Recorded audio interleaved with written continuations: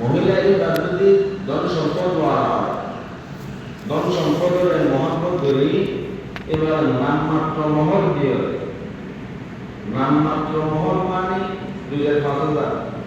এল্লা দিল্লা মহর দিয়ে বিয়া করতে তো কি হবে মূলত হবে কি উত্তেজনক মূলত দেওয়া হয় বিয়ে করানোর উদ্দেশ্য নয় এবার সম্পত্তিহীন আত্মসাৎ করার উদ্দেশ্য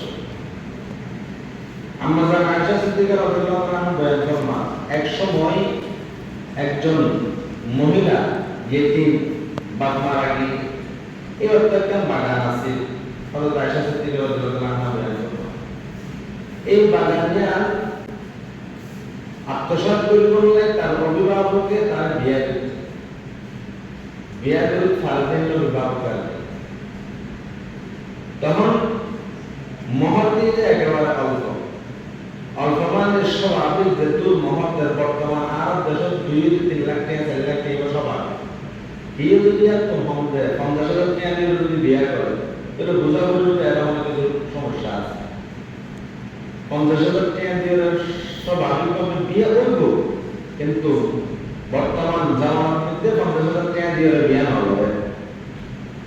তো আল্লাহ তাআলা এই ঘটনার প্রেক্ষিতে এই আয়াতগুলো নাযিল করেছেন ওয়া ইন খিফতুম আল্লা তুকসিতু ফিল ইয়াতামা তোমরা যদি এতিম ওরে বিয়ে করো